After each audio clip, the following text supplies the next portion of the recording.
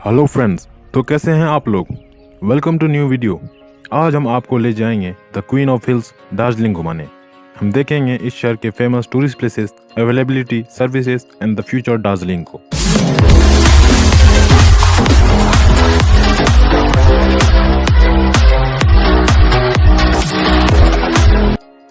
India के most famous hill station में number 1 पर आने वाले हिल स्टेशन दार्जिलिंग को द क्वीन ऑफ हिल्स के नाम से जाना जाता है।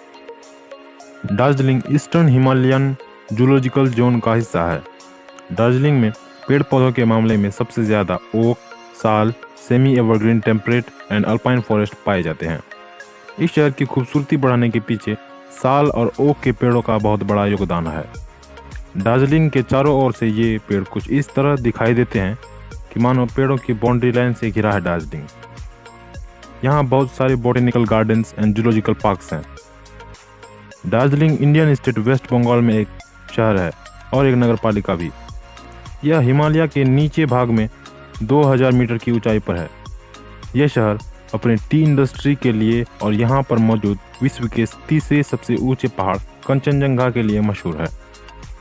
दार्जिलिंग की मिट्टी बलुआई है। यहाँ की मिट्टी खेती करने के लिए उपयुक्त नहीं मानी जाती। इस क्षेत्र में खड़ी ढलान और ढीले टापू हैं, जिससे मानसून के दौरान लगातार लैंडस्लाइड्स होते रहते हैं। ब्यूरो ऑफ इंडियन स्टैंडर्ड्स के मुताबिक ये शहर सेस्मिक जोन 4 में आता है, मतलब यहाँ हमेशा अर्थक्वेक यानी भूकंप के झटके नोटिस किए जाते हैं। दार्जिलिंग में टेम्परेट क्लाइमेट पूरे साल रहता है, यानी यहाँ पूरे साल हल्की फुल्की बारिश रहती है और थोड़ी सी गर्माहट यहाँ के मौसम को टूरिस्ट का मनपसंदीदा मौसम बनाती है। इस शहर में गर्मियों में हाईएस्ट टेम्परेचर 28 डिग्री सेल्सियस तक मापा गया है और यहीं ठंडी में -7 डिग्री तक मापा गया है। यहाँ का एवरेज टेम्परेचर 17.2 डिग्री सेल्सियस है। यहाँ का एवरेज एनुअल रेनफॉल 94 इंच है, जिसमें से औसतन साल के 365 दिनों में 157 दिन बारिश होती है। जहाँ एक तरफ पूरे भारत में गर्मी से लोग जल रहे होते हैं, वहीं दार्जिलिंग में जुलाई के महीने में सबसे ज़्यादा बारिश होती है। इस शहर में हर साल दिसंबर, जनवरी और फरवरी में बर्फ़ भी गिरने लगती है। यहाँ के मौसम का इतना अच्छा होने की वजह से और पहाड़ी दृश्य पूरी दुनिया से टूरिस्ट को दार्जिलिंग आने पर मजबूर कर देते हैं। यहाँ की खूबसूरती पेड़ों से है, पर दार्जिलिंग और आसपास के क्षेत्र में लकड़ी के ईंधन और लकड़ी की बढ़ती मांग के कारण पेड़ों की कटाई यानी डिफॉरेस्टेशन का सामना करना पड़ रहा है। साथ ही वाहनों के बढ़ते यातायात से एयर पोल्यूशन बहुत बड़े पैमाने पर हो रहा है। पेड़ों की बेहिसाब कटाई के प्रॉब्लम के सॉल्यूशन के लिए वेस्ट बंगाल के डिविजनल फॉरेस्ट ऑफिसर की निगरानी में फॉरेस्ट एंड वाइल्ड लाइफ की देखभाल की जाती है। दार्जिलिंग में पाए जाने वाले जीवों में बतख, चैंती, प्लोवर और गुल की कई प्रजाति शामिल है, जो तिब्बत से आने जाने के दौरान दार्जिलिंग से गुजरती है।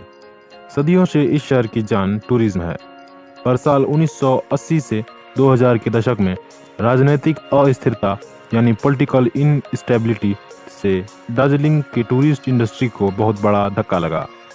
इन 2 दशकों में पॉलिटिकल इश्यूज की वजह से दार्जिलिंग में 70% टूरिस्ट का दार्जिलिंग की तरफ फ्लो रुक गया। लेकिन वो कहते हैं ना, देर आए दुरुस्त आए। यही हुआ दार्जिलिंग में।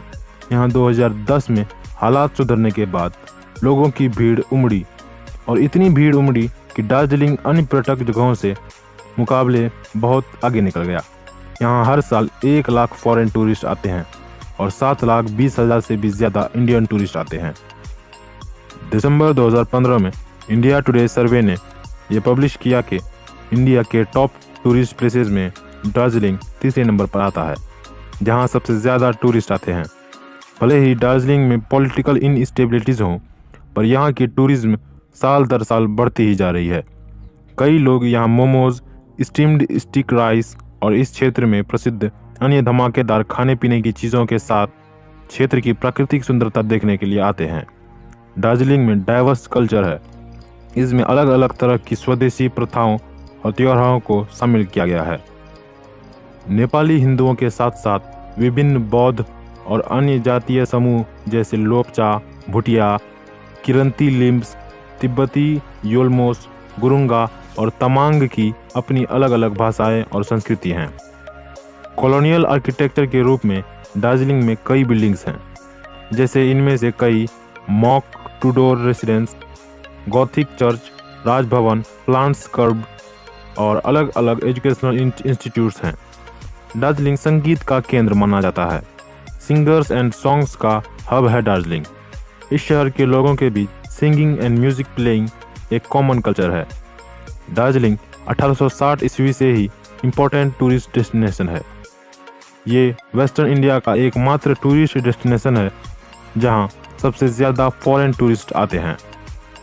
ये बॉलीवुड के साथ साथ पॉपुलर फिल्म इंडस्ट्रीज के लिए एक प्रसिद्ध फिल्म शूटिंग डेस्टिनेशन है। साल 1962 में रिलीज हुई मूवी कंचनजंगा, 1970 में अर्धना, 2004 में शाहरुख खान की मूवी मैं हूं ना, 2005 में परिणीता और 2012 में बर्फी की जैसी सैकड़ों फिल्में दार्जिलिंग में शूट की गई हैं। दार्जिलिंग छुट्टियां मनाने के लिए एक शानदार जगह है। अगर आप कभी दार्जिलिंग जाते हैं तो Kanchenjunga mountain, tiger hills, Padmaja Naidu Himalayan zoological park, Himalayan mountaineering institute and Japanese space pagoda के जैसे फेमस और अट्रैक्टिव जगहों पर जरूर जाएं। सो फ्रेंड्स, ये थी क्वीन ऑफ हिल्स दार्जिलिंग के बारे में इंपॉर्टेंट इन्फॉर्मेशन। आपको अगर एक भी पॉइंट पसंद आया हो तो वीडियो को लाइक करें, कमेंट करें और दोस्तों के साथ शेयर करने के साथ चैनल को सब्सक्राइब भी कर दें। मैं इसी तरह इंटरेस्टिंग टॉपिक पर वीडियोज़ लाता रहूँगा। Thank you.